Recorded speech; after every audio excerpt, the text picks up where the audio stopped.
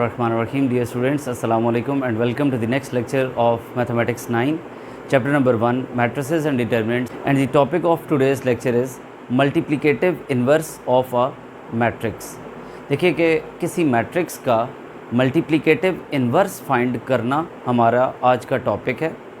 आपको matrix 2x2 order का दिया हुआ होगा, आपने उस मैट्रिक्स का मल्टीप्लिकेटिव इन्वर्स फाइंड करना होगा कि multiplicative inverse of a matrix क्या होता है। लेट्स सपोज मैं आपको कहूँ कि कोई एक मैट्रिक्स ए है, इस मैट्रिक्स का मैंने multiplicative inverse for example B matrix बनाया। Let's suppose B matrix A matrix का मल्टीप्लिकेटिव इन्वर्स है, तो याद रखिए कि जब दोनों मैट्रिसेस मल्टीप्लाई होंगे तो रिज़ल्ट आइडेंटिटी मैट्रिक्स के इक्वल होगा, यानी यूनिट मैट्रिक्स के इक्वल होगा।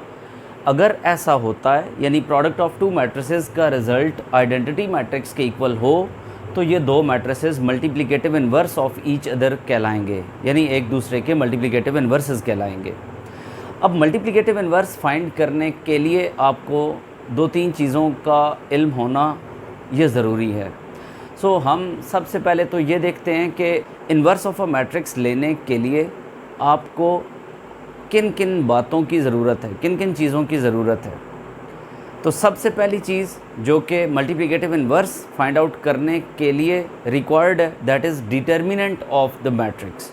ठीक है, देखिए कि determinant of a 2x2 order matrix हम लेना सीखते हैं। डिटर्मिनेंट हम क्यों फाइंड कर रहे हैं? देखिए, डिटर्मिनेंट हमें मैट्रिक्स की बहुत सी प्रॉपर्टीज़ के बारे में इंफॉर्मेशन दे रहा होता है।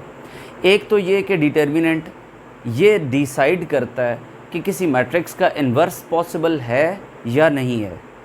ये कैसे डिटरमिन करता है? अगर किसी मैट्रिक्स का डिटर्मिनेंट लिया जाए और उसका आंसर 0 आ जाए तो इसका मतलब है कि उसका इन्वर्स पॉसिबल नहीं होगा, और अगर किसी मैट्रिक्स का डिटर्मिनेंट नॉन ज़ीरो आए तो इसका मतलब है कि उसका इन्वर्स पॉसिबल होगा। सो इसी तरह से डिटर्मिनेंट ये भी डिसाइड करता है कि किसी सिस्टम ऑफ लीनियर इक्वेशंस का सॉल्यूशन एग्जिस्ट करेगा या नहीं करेगा। तो इस किस्म की इम्पॉर्टेंट इन्फॉर्मेशंस हमें प्रोवाइड करता है ये डिटर्मिनेंट ऑफ अ मैट्रिक्स। सो हम 2x2 ऑर्डर का मैट्रिक्स लेते हैं और उसका डिटर्मिनेंट फाइंड आउट करना सीखते हैं। हायर लेवल के ऊपर फर्स्ट ईयर में या इवन मोर हायर लेवल के ऊपर आप जब जाएंगे तो उस वक्त मैट्रिसेस के डिटर्मिनेंट्स हायर ऑर्डर के लेना आप सीखेंगे, यानी 3x3 ऑर्डर या 4x4 ऑर्डर या इवन हायर ऑर्डर्स के डिटर्मिनेंट्स को फाइंड आउट करना आप सीखेंगे। लेकिन आपके लेवल के ऊपर जस्ट हम एक इंट्रोडक्शन दे रहे हैं कि what is determinant of a matrix और how we can calculate it. तो determinant of a matrix of 2x2 order matrix will be denoted by, मिसाल के तौर पर देखिए आपके पास एक मैट्रिक्स ए है। अब इस मैट्रिक्स की एंट्रीज़ मिसाल के तौर पर मैं बहुत सिंपल सी एंट्रीज़ 1 2 3 4 ले लेता हूँ। तो अब अगर आप देखिए तो ए मैट्रिक्स का डिटर्मिनेंट फाइंड आउट करने के लिए आप DET ऑफ ए कह दें, मींस डिटर्मिनेंट ऑफ ए, या फिर आप ये नोटेशन यूज़ कर लें, यानी इस तरह से वर्टिकल 2 लाइंस लगा दें और उनके दरमियान में ए को लिख दें। तो दोनों बातों का मीनिंग एक ही है, जस्ट लिखने का तरीका डिफरेंट है। यहाँ पर आप देख रहे हैं कि determinant of A find out कर रहे हैं हम, तो किसका कर रहे हैं? इस मैट्रिक्स का कर रहे हैं। तो आप इस मैट्रिक्स को इस तरह से लिख देंगे, यानी 1 2 3 4। अब इसमें और इसमें डिफरेंस है, ये मैट्रिक्स को शो कर रहा है जबकि ये डिटर्मिनेंट को शो कर रहा है। सो डिटर्मिनेंट के लिए आपने 2 वर्टिकल लाइंस यहाँ पर इस तरह से लगा देनी होंगी। नेक्स्ट, डिटर्मिनेंट फाइंड आउट करने के लिए आप जानते हैं कि इन एंट्रीज़ को डायगोनल एंट्रीज़ बोला जाता है और इन एंट्रीज़ को नॉन डायगोनल एंट्रीज़ बोला जाता है। तो आप इन डायगोनल एंट्रीज़ का प्रोडक्ट लेंगे और माइनस साइन यूज़ करेंगे बीच में, और फिर नॉन डायगोनल एंट्रीज़ का प्रोडक्ट ले लेंगे। तो पहले प्रोडक्ट लिया जाएगा हमेशा डायगोनल एंट्रीज़ का, यानी 1 × 4। उसके बाद नॉन डायगोनल एंट्रीज़ का प्रोडक्ट लिया जाएगा और बीच में साइन माइनस यूज़ किया जाएगा। ये इस प्रोडक्ट का, इस एक्सप्रेशन का जो भी रिज़ल्ट होगा वो हमारे डिटर्मिनेंट की वैल्यू होगी। तो अब आप देखिए तो 4 × 1 4, -3 × 2 6, ये आंसर आ रहा है -2। So determinant of the given matrix is -2। I think so कि आपको डिटर्मिनेंट का कॉन्सेप्ट क्लियर है। अब देखिए कि हम डिटर्मिनेंट फाइंड आउट करना सीख लेने के बाद दो मज़ीद इम्पॉर्टेंट चीज़ों को सीखने लगे हैं कि कोई मैट्रिक्स कब सिंगुलर कहलाएगा और कोई मैट्रिक्स कब नॉन सिंगुलर कहलाएगा। देखिए, याद रखिए कि जब भी किसी मैट्रिक्स का डिटर्मिनेंट फाइंड आउट किया जाए और रिज़ल्ट ज़ीरो के इक्वल ना आए तो वो नॉन सिंगुलर मैट्रिक्स है। और फॉर एग्ज़ाम्पल आप किसी मैट्रिक्स का डिटर्मिनेंट कैलकुलेट करते हो और उस डिटर्मिनेंट का आंसर ज़ीरो आ जाता है तो ऐसा मैट्रिक्स सिंगुलर मैट्रिक्स कहलाएगा। मैं एक एग्ज़ाम्पल से इस बात को क्लियर करता हूँ। फॉर एग्ज़ाम्पल देखिए, बी मैट्रिक्स है आपके पास 6 9 2 3। अब अगर हम इस बी मैट्रिक्स का डिटर्मिनेंट कैलकुलेट करें तो उसको हम ऐसे भी कह सकते हैं और DET और उसके बाद बी लिख सकते हैं, यानी डिटर्मिनेंट ऑफ बी। अब इसको फाइंड करने का वंस अगेन तरीका मैं आपको बता रहा हूँ कि आप इस तरह से 6 9 2 और 3 लिखेंगे। अब ये बी मैट्रिक्स है जबकि ये बी डिटर्मिनेंट है। अब इस डिटर्मिनेंट को कैलकुलेट कैसे किया जाएगा? इन एंट्रीज़ को मल्टीप्लाई करेंगे, यानी 6 × 3, यानी हम डायगोनल एंट्रीज़ को मल्टीप्लाई करेंगे, माइनस नॉन डायगोनल एंट्रीज़ को मल्टीप्लाई करेंगे, सो 2 × 9। अब आप देखिए तो 6 × 3 18 माइनस 2 × 9 18, रिज़ल्ट इज़ ज़ीरो। तो क्लियरली आप ये यहाँ पर चीज़ देख रहे हैं कि इस डिटर्मिनेंट का आंसर क्योंकि ज़ीरो है तो आप डिटर्मिनेंट को सिंगुलर नहीं कहोगे बल्कि मैट्रिक्स को सिंगुलर कहोगे। यानी कहने का मकसद ये है कि अगर किसी मैट्रिक्स का डिटर्मिनेंट ज़ीरो हो तो वो मैट्रिक्स सिंगुलर होता है, और अगर किसी मैट्रिक्स का डिटर्मिनेंट नॉन ज़ीरो हो तो वो मैट्रिक्स नॉन सिंगुलर होता है। आई थिंक कि आपको सिंगुलर और नॉन सिंगुलर मैट्रिसेस का आइडिया क्लियर हो रहा है। हम इसके बाद में एक बहुत ही इम्पॉर्टेंट चीज़ को पढ़ने लगे हैं। याद रखिए कि हमारा जो मेन टॉपिक है वो है finding the multiplicative inverse of a matrix. किसी भी 2x2 ऑर्डर के मैट्रिक्स या 3x3 या किसी भी स्केयर मैट्रिक्स का जब इन्वर्स लिया जाता है तो याद रखिए कि इन्वर्स उस केस में लिया जा सकता है कि जब वो मैट्रिक्स नॉन सिंगुलर हो, यानी उसका डिटर्मिनेंट ज़ीरो के बराबर ना हो, तो उस केस में उसका मल्टीप्लिकेटिव इन्वर्स फाइंड किया जा सकता है। सो डिटर्मिनेंट हमें ये आइडिया देता है कि इस मैट्रिक्स का मल्टीप्लिकेटिव इन्वर्स एग्जिस्ट करेगा या नहीं करेगा। तो क्लियरली ए का मल्टीप्लिकेटिव इन्वर्स एग्जिस्ट करेगा और बी का मल्टीप्लिकेटिव इन्वर्स एग्जिस्ट नहीं करेगा। इसका रीज़न क्या है? क्योंकि ए का डिटर्मिनेंट ज़ीरो के इक्वल नहीं आ रहा तो इसका इन्वर्स पॉसिबल है, लेकिन बी का डिटर्मिनेंट क्योंकि ज़ीरो के इक्वल आ रहा है तो इस मैट्रिक्स का मल्टीप्लिकेटिव इन्वर्स हमारे लिए लेना पॉसिबल ही नहीं है। सो अब ये दोनों कॉन्सेप्ट्स अंडरस्टैंड कर लेने के बाद थर्ड कॉन्सेप्ट की तरफ मूव करते हैं, that is called adjoint of the 2x2 order matrix. जब आप वो सीख लेंगे तो at the end using that adjoint and determinant हम multiplicative inverse of a matrix find out करने को सीखेंगे और इस मेथड को अंडरस्टैंड करेंगे। सो कंटिन्यू करते हैं। देखिए, नेक्स्ट कॉन्सेप्ट है adjoint of a 2x2 order matrix. देखिए, फॉर एग्जांपल आपके पास मैट्रिक्स ए है, अगेन वही एंट्रीज़ मैं 1 2 3 4 ले रहा हूँ।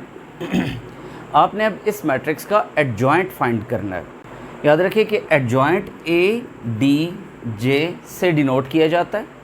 एडजॉइंट को हम ए डी जे कहेंगे और मैट्रिक्स जो भी होगा, फॉर एग्जांपल ए मैट्रिक्स है तो एडजॉइंट ऑफ ए आ जाएगा, और अगर ये बी मैट्रिक्स है तो adjoint of B and so on. इस तरह से कोई भी एडजॉइंट हम ले सकते हैं।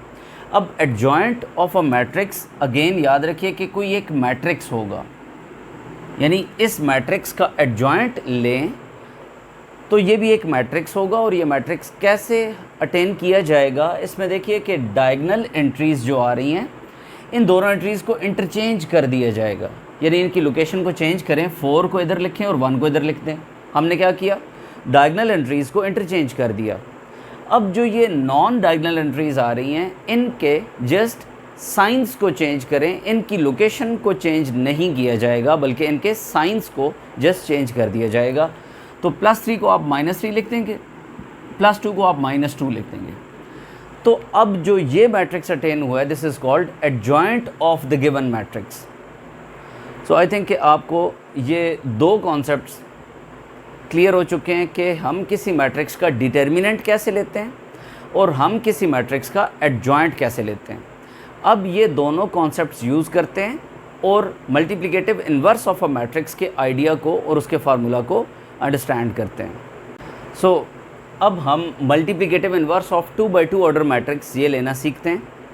देखिए फॉर एग्जांपल आपके पास कोई मैट्रिक्स A है जिसकी इंट्रीज़ मिसाल के तौर पर इसी तरह से 1 2 3 4 ले लेते हैं आप, तो इसका मल्टीप्लिकेटिव इन्वर्स लिखा जाएगा A इन्वर्स के साथ, यानी पावर -1 का मतलब है A इन्वर्स। आप इसको रीड करेंगे A इन्वर्स। अब आप देखिए इसका फार्मूला कैलकुलेट करने का ये होगा ADJ ऑफ A यानी adjoint of A divided by determinant of A। Dear students, एक बात आप लोग माइंड में रखेंगे कि इन्वर्स हमेशा नॉन सिंगुलर मैट्रिसेस का पॉसिबल होता है। इसका मतलब क्या है कि जिन मैट्रिसेस का डिटर्मिनेंट ज़ीरो के इक्वल नहीं होता उन मैट्रिसेस का मल्टीप्लिकेटिव इन्वर्स लिया जा सकता है। अगर किसी मैट्रिक्स के डिटर्मिनेंट की वैल्यू ज़ीरो के इक्वल आ जाए तो इस फ्रैक्शन के अंदर आप देख रहे हैं कि डिनोमिनेटर में ज़ीरो आ जाएगा। और याद रखिए कि किसी भी फ्रैक्शन के डिनोमिनेटर में ज़ीरो आ जाने पर वो फ्रैक्शन अनडिफाइंड हो जाती है, उस फ्रैक्शन का कोई रिज़ल्ट एग्जिस्ट नहीं करता। तो इस वजह से आप ये रीज़न देंगे कि why inverse of a singular matrices is not possible. Multiplicative inverse singular matrices का क्यों पॉसिबल नहीं है? क्योंकि उनका डिटर्मिनेंट ज़ीरो होता है और इन्वर्स लेने के लिए इस फार्मूले में डिनोमिनेटर में हमें ज़ीरो पुट करना पड़ेगा और किसी भी फ्रैक्शन के डिनोमिनेटर में अगर ज़ीरो आ जाए तो उसका इन्वर्स एग्जिस्ट नहीं करता। डिनोमिनेटर में ज़ीरो आ जाए तो उस केस में वो फ्रैक्शन अनडिफाइंड हो जाती है।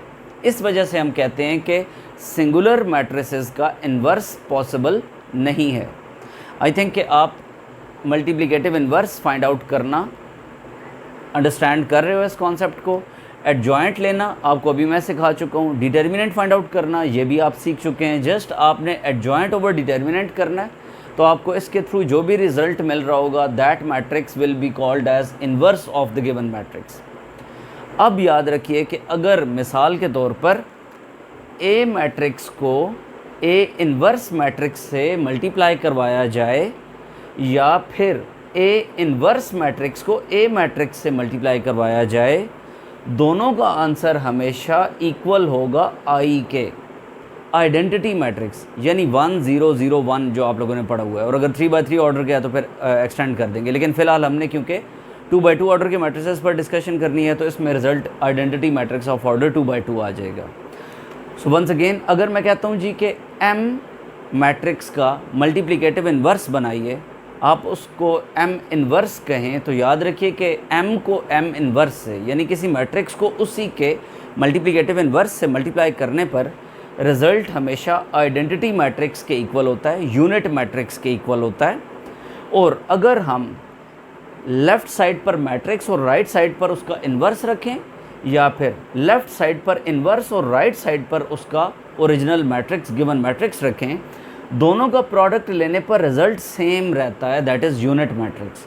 सो याद रखिए product of a matrix with its multiplicative inverse is always equals to a unit matrix, identity matrix. I think कि आप इस तमाम कॉन्सेप्ट को अंडरस्टैंड कर चुके हैं। लास्ट में जो हम चीज़ डिस्कस करेंगे ये एक बात है, ये एक लॉ है ए बी होल इन्वर्स, ये इक्वल होता है बी इन्वर्स ए इन्वर्स के। मल्टीप्लिकेटिव इन्वर्स फाइंड आउट कर लेने के बाद हम एंड पर जस्ट लास्ट क्वेश्चन में इस कॉन्सेप्ट को भी सीख रहे हैं बाय द वे कि अगर ए इंटू बी करवाया जाए और उस प्रोडक्ट के आंसर पर इन्वर्स अप्लाई किया जाए तो वो इक्वल होगा कि अगर बी मैट्रिक्स और ए मैट्रिक्स के इन्वर्सेस को आपस में मल्टीप्लाई करवा दिया जाए। पहले बी मैट्रिक्स को रखेंगे, बी इन्वर्स को रखेंगे, बाद में ए इन्वर्स को रखेंगे और दोनों को मल्टीप्लाई करवाएंगे तो जो लेफ़्ट साइड का रिज़ल्ट होगा और जो राइट साइड का रिज़ल्ट होगा ये दोनों इक्वल होंगे। कहने का मकसद ये है कि इन्वर्स अगर इन दोनों पर सेपरेटली अप्लाई हो तो इनके ऑर्डर को रिवर्स कर देता है। मिसाल के तौर पर मैं आपसे कहूँ कि एक्स वाई होल इन्वर्स किसके इक्वल है, अगर तो कोई स्टूडेंट कह देता है कि ये एक्स इन्वर्स वाई इन्वर्स के इक्वल है तो वो गलत है। अब इसके प्रॉपर क्या आप आंसर करेंगे कि X Y whole inverse is equals to Y inverse X inverse. यानी कहने का मकसद क्या हुआ कि इन्वर्स जब सेपरेटली अप्लाई होंगे तो ऑर्डर को रिवर्स करेंगे। इस लॉ को बोलते हैं reversal law of inverses. Reversal law of inverses के लास्ट में एक जस्ट क्वेश्चन को हम करेंगे, क्वेश्चन नंबर 6 को, इसी एक्सरसाइज के एंड पर। तो आई थिंक कि आप इस सारी एक्सरसाइज के जितने भी कॉन्सेप्ट्स हैं उनको अंडरस्टैंड कर चुके हैं। हम अब इन तमाम सीखे हुए कॉन्सेप्ट्स को उनकी ड्रिल करते हैं या एक्सरसाइज करते हैं ताकि आपकी प्रैक्टिस हो सके और आप इन चीज़ों को अच्छी तरह से अंडरस्टैंड कर सकें। देखिए एक्सरसाइज 1.5 है, क्वेश्चन नंबर 1 है, find the determinant of the following matrices. देखिए आपने ये जो गिवन मैट्रिसेस आपको 2x2 ऑर्डर के दिए गए हैं, आपने इनका डिटर्मिनेंट फाइंड करना है। डिटर्मिनेंट फाइंड करने का तरीका मैं आपको बता चुका हूँ। वंस अगेन हम इसकी प्रैक्टिस करते हैं। देखिए डिटर्मिनेंट को आप इस तरह से डिनोट करेंगे, डिटर्मिनेंट ऑफ ए आप इस तरह से लिखेंगे, एंट्रीज़ को -1 1 2 0। आप डायगनल एंट्रीज़ का प्रोडक्ट लेंगे यानी -1 इंटू 0, ब्रैकेट्स डालेंगे, माइनस फार्मूले की वजह से आएगा, और नॉन डायगनल एंट्रीज़ का प्रोडक्ट लेंगे। आप जानते हैं 0 से कोई नंबर मल्टीप्लाई हो तो 0 होता है, और -1 2 इंटू 1 ये 2, तो आंसर -2 आ रहा है। This is the value of determinant of A. Similarly आप determinant of B, C and D calculate कर सकते हैं। सो मूव करते हैं क्वेश्चन नंबर 2 की तरफ। इसके सेकंड, थर्ड और फोर्थ पार्ट में आपको इसी तरह से होमवर्क में दे रहा हूँ। क्वेश्चन नंबर 2 में कहता है find which of the following matrices are singular और नॉन सिंगुलर। यानी आपने ये डिटरमिन करना है कि ये मैट्रिसेस ए, बी, सी और डी जो हैं ये सिंगुलर हैं या नॉन सिंगुलर हैं। आप जानते हैं कि कोई मैट्रिक्स सिंगुलर कहलाता है कि अगर उसका डिटर्मिनेंट इक्वल टू 0 हो, और कोई मैट्रिक्स नॉन सिंगुलर कहलाएगा कि अगर उसका डिटर्मिनेंट लेने पर आंसर नॉन ज़ीरो हो, यानी 0 के इक्वल ना हो तो नॉन सिंगुलर, 0 के इक्वल हो तो सिंगुलर। तो अब हमने सिंगुलर या नॉन सिंगुलर को डिटरमिन करने के लिए इन सब मैट्रिसेस के डिटर्मिनेंट्स को कैलकुलेट करके और ये डिसीजन देना है कि या तो ये सिंगुलर हैं और या ये नॉन सिंगुलर हैं। तो let's start first question. Determinant of A is equal to determinant of 3 6 2 4। अब इसका डिटर्मिनेंट आप कैसे लेंगे, डायगोनल एंट्रीज़ को multiply, 3 into 4 minus 2 into 6, 3 4s are 12 minus 6 2s are 12, answer है 0। अगर आप देख रहे हैं कि डिटर्मिनेंट का आंसर 0 होगा तो ये ए मैट्रिक्स सिंगुलर होगा। तो आप लिखेंगे कि as determinant of A is equal to 0, so A is singular. अब अगर आप बी पार्ट की तरफ आएँ, आपने इसको भी इसी तरह से डिटर्मिनेंट कैलकुलेट करके और वैल्यू बतानी है और उसके मुताबिक ये बताना है कि ये सिंगुलर है या नॉन सिंगुलर है। Determinant of B is equal to diagonal entries का प्रोडक्ट यानी 4 इंटू 2 कर दें, माइनस नॉन डायगोनल एंट्रीज़ का प्रोडक्ट यानी 3 इंटू 1 कर दें। 4 2s are 8 minus 3 1s are 3, 8 minus 3 is 5 which is not equals to 0। अगर किसी मैट्रिक्स का डिटर्मिनेंट नॉन ज़ीरो हो तो वो मैट्रिक्स नॉन सिंगुलर होता है। तो आप कहेंगे कि as determinant of B is not equal to 0, so B is non singular. मैं आपको इसका सी और डी पार्ट होमवर्क में दे रहा हूँ। इसी तरह से आप देखेंगे कि अगर डिटर्मिनेंट 0 आएगा तो वो सिंगुलर होगा और डिटर्मिनेंट नॉन ज़ीरो आएगा तो मैट्रिक्स नॉन सिंगुलर होगा। क्वेश्चन नंबर 3 स्टार्ट करते हैं। देखिए क्वेश्चन नंबर 3 में आप लोगों ने multiplicative inverse of the matrices लेना है। ये जो आपको मैट्रिसेस गिवन है इन सब के मल्टीप्लिकेटिव इन्वर्सेस को आपने फाइंड करना है। इफ़ इट एग्जिस्ट्स, इससे क्या मुराद है कि अगर आप जानते हैं कि हर मैट्रिक्स का मल्टीप्लिकेटिव इन्वर्स पॉसिबल नहीं है, तो अगर तो एग्जिस्ट करेगा तो फाइंड करेंगे। तो इसने आपको यही कहा कि अगर एग्जिस्ट करता है तो फाइंड करें, नहीं करता तो उसका रीज़न दें कि why multiplicative inverse do not exist. अब हम ये देखते हैं कि किन मैट्रिसेस का, वंस अगेन मैं आपको बताता हूँ कि किन मैट्रिसेस का मल्टीप्लिकेटिव इन्वर्स पॉसिबल है। लेक्चर के स्टार्ट में मैंने आपको बताया था कि जो मैट्रिसेस सिंगुलर होते हैं उनका इन्वर्स पॉसिबल नहीं होता, और जो मैट्रिसेस नॉन सिंगुलर होते हैं उनका इन्वर्स पॉसिबल होता है। सो मैट्रिसेस सिंगुलर हैं या नॉन सिंगुलर हैं, उसके लिए भी हमने क्वेश्चन नंबर 2 किया, उससे हमें ये पता चलता है कि इन्वर्स किसका पॉसिबल है और किसका नहीं है। सो हम ए मैट्रिक्स का सबसे पहले डिटर्मिनेंट लेते हैं और ये डिसाइड करते हैं कि इसका इन्वर्स एग्जिस्ट करेगा या नहीं, और अगर करेगा तो फिर इन्वर्स को फाइंड करेंगे। सो डिटर्मिनेंट ऑफ ए लेते हैं, डायगोनल एंट्रीज़ को मल्टीप्लाई करेंगे, यानी -1 × 0 -2 × 3। अब देखिए ये 0 -2 3 = 6, आंसर -6 आ रहा है, which is non zero. Answer not zero आए तो इन्वर्स पॉसिबल होता है, तो आप लिख देंगे सो इन्वर्स इज़ पॉसिबल। अब इन्वर्स पॉसिबल है, नेक्स्ट उसके लिए आपको एडजॉइंट ज़रूरत पड़ता है। एडजॉइंट ऑफ ए लेने के लिए आप जानते हैं कि डायगोनल एंट्रीज़ को इंटरचेंज और नॉन डायगोनल एंट्रीज़ के साइंस को चेंज किया जाएगा। सो 0 -1 हमने इंटरचेंज कर दी जगह, और -2 -3 हमने साइंस चेंज कर दिए। तो अब अगर आप देखिए ए इन्वर्स लेना पड़े तो आप उसके लिए formula A inverse equal to adjoint of A by determinant of A, ये फार्मूला यूज़ करेंगे।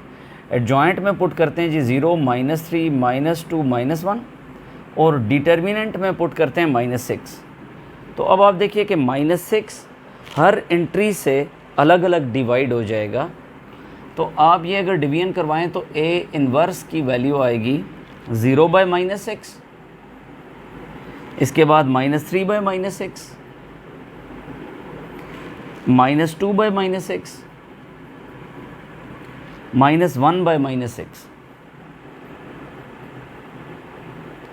अब आप देखिए तो 0 से कोई भी नंबर डिवाइड हो तो आंसर 0 आएगा, माइनस और माइनस कैंसिल हो जाएंगे, 3 1s और 3 2s, सो 1/2 आंसर आएगा।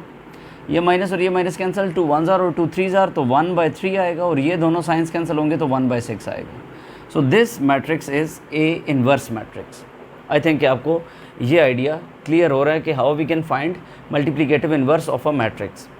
अब बी पार्ट इसी तरह से आप खुद करेंगे, सी पार्ट को देखते हैं।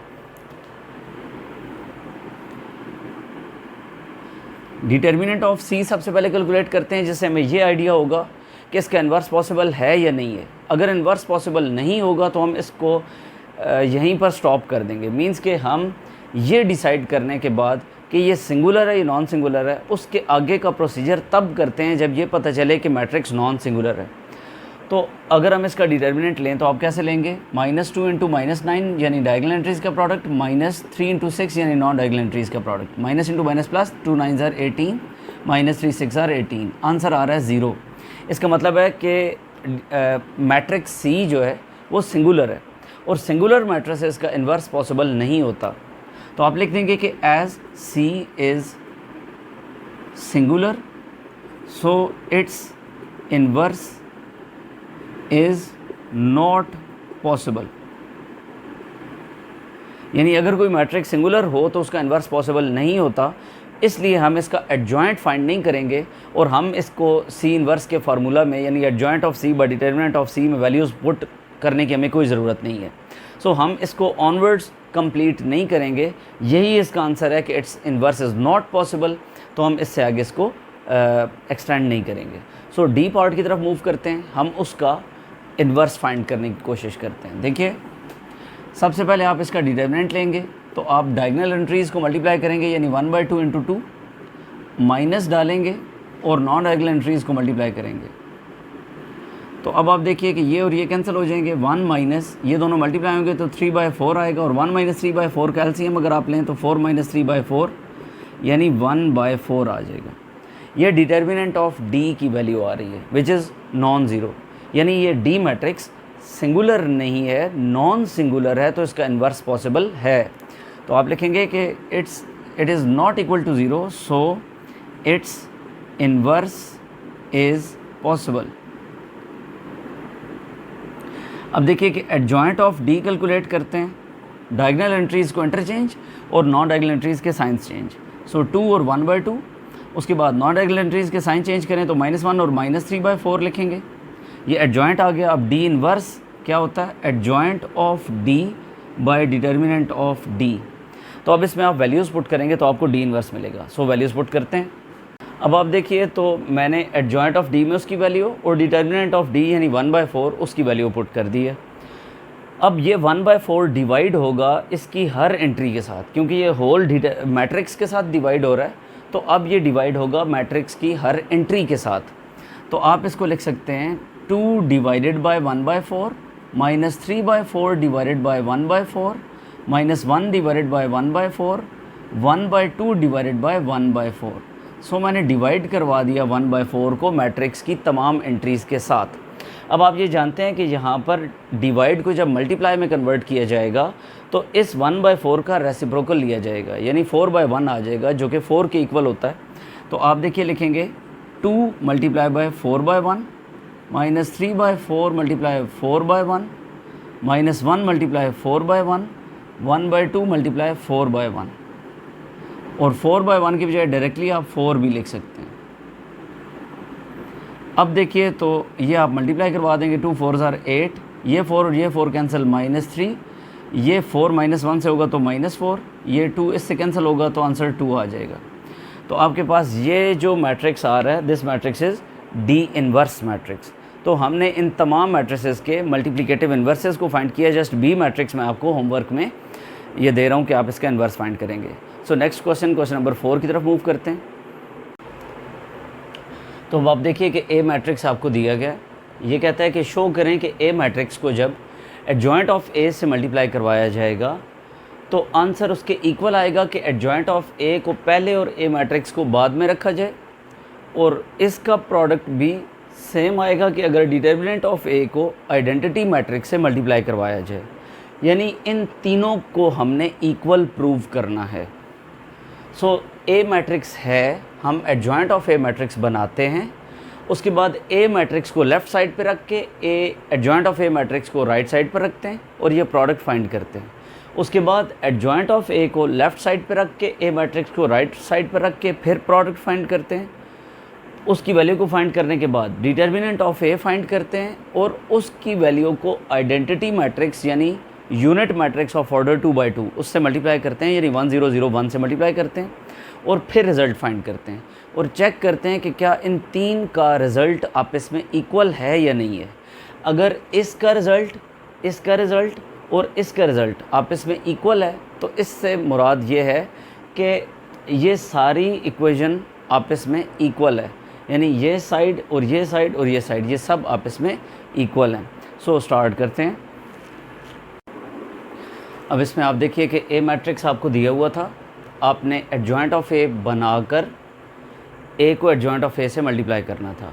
तो हमने ए की हेल्प से एडजॉइंट ऑफ ए को बनाया, और वो कैसे बनाया देखिए कि आपने डायगोनल एंट्रीज़ को इंटरचेंज किया और नॉन डायगोनल एंट्रीज़ की जस्ट साइंस को चेंज किया, तो आपको एडजॉइंट ऑफ ए मिल रहा है। अब ए इंटू एडजॉइंट ऑफ ए करवाना है, इसका मतलब है ए मैट्रिक्स आपने पहले रखना है और एडजॉइंट ऑफ ए मैट्रिक्स बाद में रखना है, और ये मल्टीप्लिकेशन करनी है। और आप जानते हैं मल्टीप्लिकेशन में फर्स्ट रो फर्स्ट कॉलम से, फिर फर्स्ट रो सेकंड कॉलम से, ये और ये एंट्रीज़ आती हैं, फिर सेकंड रो फर्स्ट कॉलम से और सेकंड रो सेकंड कॉलम से, तो ये और ये एंट्रीज़ आती हैं। अब आपने इन सब का प्रोडक्ट वगैरह ले लिया और प्लस माइनस करके आपके पास -2 0 0 -2 आंसर आ रहा है। अब आप इसके सेकंड पार्ट पर आइए, तो एडजॉइंट ऑफ ए को पहले रखें, ए मैट्रिक्स को बाद में रखें। एडजॉइंट ऑफ ए ये है, ए मैट्रिक्स ये है, आपने एडजॉइंट ऑफ ए को ये रखा, ए मैट्रिक्स को ये रखा, और अब उसी तरह से मल्टीप्लिकेशन करवाएं। रो 1 को कॉलम 1, रो 1 कॉलम 2, रो 2 कॉलम 1, रो 2 कॉलम 2, तो ये सारी मल्टीप्लिकेशन करवा दी। इसके बाद आप देखिए तो ये रिज़ल्ट आ रहा है। अब ये रिज़ल्ट और ये रिज़ल्ट दोनों आपस में इक्वल हैं। अब अगर आप देखिए तो डिटर्मिनेंट ऑफ ए आपको ज़रूरत है थर्ड पार्ट में, तो आपने डिटर्मिनेंट ऑफ ए को कैसे फाइंड करना है, डायगोनल एंट्रीज़ का product minus non diagonal entries का प्रोडक्ट, तो ये हमने कैलकुलेट कर लिया डिटर्मिनेंट। अब इसके बाद आई से मुराद ये है कि ये यूनिट मैट्रिक्स ऑफ ऑर्डर 2/2 है, सो डिटर्मिनेंट ऑफ ए को आई से मल्टीप्लाई करवाएंगे। सो डिटर्मिनेंट ऑफ ए -2 है और आई मैट्रिक्स यूनिट मैट्रिक्स 1 0 0 1 है। अब आप -2 की इस मैट्रिक्स से स्केलर मल्टीप्लिकेशन परफॉर्म करेंगे। स्केलर मल्टीप्लिकेशन ऐसे परफॉर्म की जाती है कि उस नंबर को मैट्रिक्स की हर एंट्री से मल्टीप्लाई करवा दिया जाता है। तो हम -2 को इससे इससे इससे और इससे मल्टीप्लाई करवाएं तो ये सब कुछ आ रहा है। अब आप देखिए -2 × 1 -2, -2 × 0 इज़ 0, -2 × 0 इज़ 0, -2 × 1 इज़ -2। अगर आप फर्स्ट को, सेकंड को और थर्ड को देखिए तो ये सब आप इसमें ऑन कंपैरिजन ये सब इक्वल हैं, तो एंड पर आप लिख दें comparing 1, 2 and 3 it is proved that a into adjoint of a is equal to adjoint of a into a is equals to determinant of a into I think कि आपको ये क्वेश्चन भी क्लियर है। अब देखिए क्वेश्चन नंबर 4 के second part में आपको बी मैट्रिक्स दिया हुआ है और ये आपसे कह रहा है कि बी मैट्रिक्स को बी इनवर्स से मल्टीप्लाई करके प्रूव करें कि रिज़ल्ट आइडेंटिटी मैट्रिक्स के इक्वल आएगा। सिमिलरली आपने ये प्रूव करना है कि बी इनवर्स को भी जब बी से मल्टीप्लाई करते हैं तो भी रिज़ल्ट आई के इक्वल आता है। इसका मतलब ये है कि हम बी मैट्रिक्स को पहले रखें और बी इनवर्स को बाद में रखें, या बी इनवर्स को पहले रखें और बी को बाद में रखें, दोनों केसेस में रिज़ल्ट हमेशा यूनिट मैट्रिक्स के इक्वल होगा। In other words, product of a matrix with its multiplicative inverse is always equals to identity matrix. किसी भी मैट्रिक्स का प्रोडक्ट जब उसी के मल्टीप्लिकेटिव इनवर्स से लिया जाता है तो याद रखिए कि रिज़ल्ट यूनिट मैट्रिक्स आई के इक्वल आता है। हम इस बात को प्रूव करते हैं, बी मैट्रिक्स हमारे पास है, हम बी इनवर्स पहले तो बनाते हैं, उसके बाद बी को बी इनवर्स से मल्टीप्लाई करके प्रूव करेंगे कि रिज़ल्ट आइडेंटिटी मैट्रिक्स के इक्वल आएगा। तो आप देखिए सेकंड पार्ट में कि बी मैट्रिक्स आपके पास था, आपने बी इनवर्स बनाना था। बी इनवर्स बनाने के लिए आपको डिटर्मिनेंट और एडजॉइंट दो चीज़ें रिक्वायर्ड होती हैं। बी मैट्रिक्स ये है, डिटर्मिनेंट लेने के लिए डायगोनल एंट्रीज़ को मल्टीप्लाई किया माइनस नॉन डायगोनल एंट्रीज़ को मल्टीप्लाई किया और इसके बाद आपके पास डिटर्मिनेंट की वैल्यू -4 आ रही है। अब अगर आप एडजॉइंट ऑफ बी लेना चाहें तो इसके लिए डायगोनल एंट्रीज़ को इंटरचेंज करेंगे और नॉन डायगोनल एंट्रीज़ के साइंस को चेंज करेंगे, तो ये एडजॉइंट ऑफ बी आ रहा है। अब आप बी इनवर्स लेना चाहते हैं तो इसका फार्मूला होगा adjoint of B by determinant of B. तो आप यहाँ पर बी इनवर्स में एडजॉइंट की वैल्यू ये पुट कर देंगे और डिटर्मिनेंट की वैल्यू -4 ये पुट कर देंगे। अब आप देखिए कि -2 को -4 से डिवाइड करवाएंगे, 1 को -4 से, -2 को -4 से और 3 को -4 से, इन सबको डिवाइड करवा दिया और ये आपके पास रिज़ल्ट आ रहा है। अब अगर आप देखिए तो बी इनवर्स मैट्रिक्स हमने बना लिया। अब हमने करना क्या है कि बी मैट्रिक्स को बी इनवर्स मैट्रिक्स से मल्टीप्लाई करना है। बी मैट्रिक्स को पहले रखना है, बी मैट्रिक्स को बाद में रखना है। तो हमने यही किया कि बी मैट्रिक्स को पहले रखा, बी इनवर्स को बाद में रखा, तो ये बी मैट्रिक्स की वैल्यू है और ये बी इनवर्स मैट्रिक्स की वैल्यू है। अब आपने इस पर प्रोडक्ट उसी तरीके से लिया जिस तरह से हम प्रोडक्ट लेते होते हैं कि फर्स्ट रो को फर्स्ट कॉलम से, फर्स्ट रो को सेकंड कॉलम से, फिर सेकंड रो को फर्स्ट कॉलम से और सेकंड रो को सेकंड कॉलम से मल्टीप्लाई करते हैं। तो आपके पास एंड रिज़ल्ट में ये देख रहे हैं कि आपके पास एंड पर आप देख रहे हैं कि आपके पास बी इंटू बी इनवर्स का प्रोडक्ट यूनिट मैट्रिक्स के इक्वल आ रहा है। तो इससे आपको ये प्रूव हो रहा है कि B into B inverse identity और यूनिट मैट्रिक्स के इक्वल होता है। अब अगर आप इसकी ये वाली साइड देखें तो बी इनवर्स को आपने बी मैट्रिक्स से मल्टीप्लाई करवाना है, यानी यहाँ पर बी पहले और बी इनवर्स बाद में। अब आपका होमवर्क ये है कि बी इनवर्स को पहले रखें, बी को बाद में रखें, यानी ये इधर और ये इधर रख के फिर प्रोडक्ट लेंगे। याद रखिए कि फिर भी रिज़ल्ट इसी तरह कैलकुलेशंस के बाद 1 0 0 1 ही आएगा। तो फर्स्ट पार्ट मैंने आपको करवा दिया, सेकंड पार्ट इसी तरह से आपका होमवर्क है कि बी इनवर्स इंटू बी करें तो उसको भी आई के इक्वल प्रूव करना है। सो क्वेश्चन नंबर 4 तक हमने कर लिया, क्वेश्चन नंबर 5 पर मूव करते हैं। क्वेश्चन नंबर 5 में आपसे कहता है determine whether the given matrices are multiplicative inverses of each other और नॉट, यानी ये बताइए कि ये दो मैट्रिसेस एक दूसरे के मल्टीप्लिकेटिव इनवर्सेस हैं या नहीं हैं। तो याद रखिए कि अगर दो मैट्रिसेस को मल्टीप्लाई करवाने पर रिज़ल्ट यूनिट मैट्रिक्स के इक्वल हो तो वो दो मैट्रिसेस एक दूसरे के मल्टीप्लिकेटिव इनवर्सेस होते हैं, और अगर ये रिज़ल्ट यूनिट मैट्रिक्स के या आइडेंटिटी मैट्रिक्स के इक्वल ना हो तो फिर ये दोनों मैट्रिसेस एक दूसरे के इन्वर्सेस नहीं होंगे। तो जब वो आपसे ये क्वेश्चन करे कि ये बताइए, ये डिटरमिन कीजिए कि दो मैट्रिसेस एक दूसरे के इन्वर्सेस हैं या नहीं हैं, तो हम इसको कैसे डिटरमिन करेंगे? दोनों मैट्रिसेस को सिंपली मल्टीप्लाई करवा देंगे और रिजल्ट को चेक करेंगे कि वो यूनिट मैट्रिक्स के इक्वल है या नहीं है। अगर हुआ तो कह देंगे कि ये मल्टीप्लिकेटिव इन्वर्सेस हैं। तो स्टार्ट करते हैं। देखिए कि मैंने यही किया कि दो मैट्रिसेस को मल्टीप्लाई करवाना था। मैंने इसको इससे, इसको इससे, इसी तरह से रो 2 को रो कॉलम 1 और रो 2 कॉलम 2 से मल्टीप्लाई करवा दिया। अब इस सब को सिंप्लीफाई करवाया तो रिज़ल्ट 1 0 0 1 के इक्वल आ रहा है, यानी आइडेंटिटी मैट्रिक्स के इक्वल आ रहा है। तो मैंने एंड पर लिखना है कि since the product of given matrices is equal to a unit matrix, यानी आइडेंटिटी मैट्रिक्स के इक्वल है, hence the given matrices are multiplicative inverses of each other, यानी अगर ये प्रोडक्ट यूनिट मैट्रिक्स के इक्वल होता तो ये इन्वर्सेस होते। हमने इसका प्रोडक्ट लिया और ये वाकई यूनिट मैट्रिक्स के इक्वल आया, तो अब हमने इसके मुताबिक ये लिख दिया कि ये दोनों एक दूसरे के इन्वर्सेस हैं। हमें इन्वर्स लेने की ज़रूरत नहीं है, हम डायरेक्टली इन दोनों को मल्टीप्लाई करवा के और इस रिज़ल्ट के थ्रू ये बात कर रहे हैं कि ये मल्टीप्लिकेटिव इन्वर्सेस हैं। अब सेकंड पार्ट में भी एग्जैक्टली आपने ऐसे ही करना है कि दोनों मैट्रिसेस को आपने मल्टीप्लाई करवाना है, ऐसे ही जैसे मैंने इस फर्स्ट पार्ट में करवाया, और रिजल्ट आइडेंटिटी मैट्रिक्स के इक्वल लेकर आकर एंड पर ये स्टेटमेंट लिखनी है कि ये दोनों मैट्रिसेस का प्रोडक्ट यूनिट मैट्रिक्स के इक्वल है, इसलिए ये दोनों एक दूसरे के इन्वर्सेस हैं। अगर ये यूनिट मैट्रिक्स के इक्वल किसी केस में नहीं होता तो याद रखिए कि उसके आंसर में आप लिखेंगे कि they are not multiplicative inverses of each other because the product is not equal to a unit matrix. अगर नहीं होता तो अगर होता है तो फिर तो आपने यही स्टेटमेंट लिखनी होगी। So let's move to the last question of the exercise, question number 6। देखिए कि क्वेश्चन नंबर 6 में कहता है कि ए और बी ये दो मैट्रिसेस हैं, वेरीफाई करें कि ए बी का होल इन्वर्स लेने पर वो बी इन्वर्स ए इन्वर्स के इक्वल होगा। यानी मैंने जिस तरह से लेक्चर के स्टार्ट में बताया था कि हमने इस लॉ को हम कहते हैं रिवर्सल लॉ ऑफ इन्वर्सेस। हमने इसको प्रूव करना है, इसको वेरीफाई करना है कि अगर हम प्रोडक्ट पहले लेकर इन्वर्स बाद में लें या इन्वर्स पहले लेकर प्रोडक्ट बाद में लें, इसमें हमें इसके ऑर्डर को रिवर्स करना पड़ता है। इसको कहते हैं रिवर्सल ऑफ इन्वर्सेस, जिसे हम इस पार्ट में प्रूव करते हैं। तो लेट्स स्टार्ट। तो अब देखिए कि ए बी होल इन्वर्स को हमने बी इन्वर्स ए इन्वर्स के इक्वल प्रूव करना है। तो फर्स्ट ऑफ ऑल आपको ए बी मैट्रिक्स रिक्वायर्ड है, उसके बाद आपने उसका इन्वर्स बनाना है। तो पहले तो मैंने ए बी मैट्रिक्स बनाना है, डेवलप करना है। तो ए पहले रखें, बी बाद में रखें और मल्टीप्लाई करवाएं। हमने इसको मल्टीप्लाई करवाया, रिजल्ट ये आ रहा है। ये मैट्रिक्स है ए बी, हमें इसका इन्वर्स रिक्वायर्ड है, यानी ए बी इन्वर्स रिक्वायर्ड है। तो ए बी मैट्रिक्स पहले डेवलप किया। अब देखिए determinant of A B calculate करते हैं। तो इसका डिटर्मिनेंट कैसे लेंगे, डायगोनल एंट्रीज से multiply minus non diagonal entries को मल्टीप्लाई। ये सब कुछ कर दिया तो आपके पास डिटर्मिनेंट 48 आ रहा है। अब अगर आप इसका एडजॉइंट लें तो आप इस मैट्रिक्स का एडजॉइंट ले रहे हो, तो इसका नाम होगा एडजॉइंट ऑफ ए बी। कैसे आएगा, डायगोनल एंट्रीज़ को इंटरचेंज करें, नॉन डायगोनल एंट्रीज़ के साइंस चेंज करें, आपके पास एडजॉइंट ऑफ ए बी आ रहा है। अब आपने ए बी होल इन्वर्स लेना है, तो ये adjoint of A B divided by determinant of A B के इक्वल होगा। एडजॉइंट की वैल्यू आपने ये फाइंड की हुई है और डिटर्मिनेंट की वैल्यू ये फाइंड की हुई है, इसमें उठाकर पुट कर दें तो आपके पास ए बी होल इन्वर्स की वैल्यू ये आ रही है 0, 1/6, -1/8 और -1/3। मैंने इसे फर्स्ट इक्वेशन कह दिया, यानी लेफ्ट हैंड साइड का ये रिजल्ट आ रहा है। अब राइट हैंड साइड का भी अगर यही रिजल्ट आता है तो इसका मतलब है रिवर्सल ऑफ इन्वर्सेस को हम प्रूव कर चुके हैं। तो अब उसके लिए हमें एक तो बी इन्वर्स चाहिए, एक ए इन्वर्स चाहिए, और एंड पर फिर हमने मल्टीप्लिकेशन करनी है। तो एक तो इन्वर्स ए का भी चाहिए, इन्वर्स बी का भी चाहिए, और एंड पर मल्टीप्लिकेशन करनी है।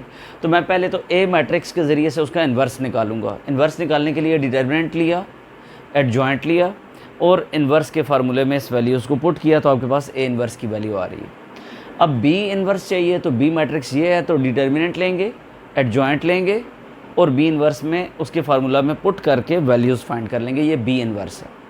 अब आप देखिए तो ए इन्वर्स पहले और बी इन्वर्स बाद में नहीं रखना, बी इन्वर्स को पहले और ए इन्वर्स को बाद में रखना है, क्योंकि यहाँ पर बी इन्वर्स पहले आ रहा है, ए इन्वर्स बाद में आ रहा है। तो मैंने बी इन्वर्स को पहले और ए इन्वर्स को बाद में रखा, बी इन्वर्स की ये वैल्यू यहाँ से ली और ए इन्वर्स की वैल्यू ये उठाकर इधर पुट कर दी, और अब मल्टीप्लिकेशन परफॉर्म करवाई। तो आप देख रहे हैं कि ये जो सेकंड इक्वेशन का रिजल्ट आ रहा है, ये रिजल्ट और जो फर्स्ट इक्वेशन का रिजल्ट है, ये दोनों आपस में इक्वल हैं।